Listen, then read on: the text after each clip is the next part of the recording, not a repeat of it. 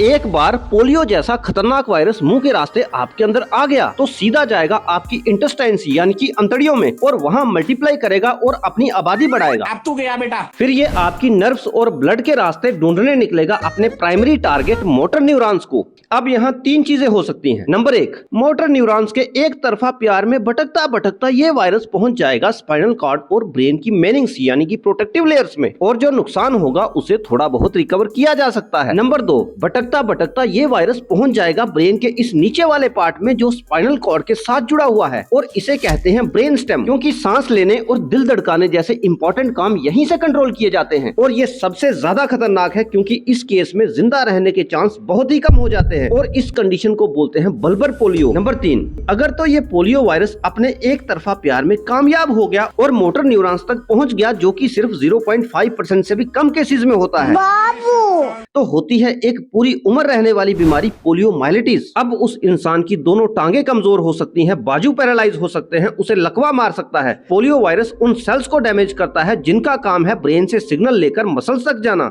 मतलब जो तारें ब्रेन या स्पाइनल कॉर्ड से मैसेज लेकर मसल में जाती हैं, ये वायरस उनकी वाट लगा देता है। और अगर एक बार इन मोटर न्यूरॉन्स को डैमेज हो गया तो दुनिया का कोई भी डॉक्टर अब उसको ठीक नहीं कर सकता। बीमारी को ब्रेक लगाई जा सकती है, बढ़ने से रोका जा सकता है, पर जो नुकसान शरीर का ऑलरेडी हो चुका है वो रिवर्स नहीं हो सकता। अच्छा, मसल्स कमजोर होने से हाथ और टांगे टेढ़े मेढ़े हो सकते हैं और मेरे हिसाब से ये कंडीशन सबसे ज्यादा खतरनाक है क्योंकि इस कंडीशन में इंसान तो जिंदा रहेगा पर ये कंडीशन जिंदगी भर रहेगी। एक इंसान जो पोलियो से सफर कर रहा हो उसको लाइफ के नॉर्मल से काम करने में भी बहुत मुश्किल होती है। भले ही इसका कोई इलाज नहीं पर इसका बचाव 100% किया जा सकता है। इस वायरस से बचने का एक ही तरीका है जो भारत सरकार आपको फ्री में प्रोवाइड करवा रही है, पोलियो ड्रॉप्स।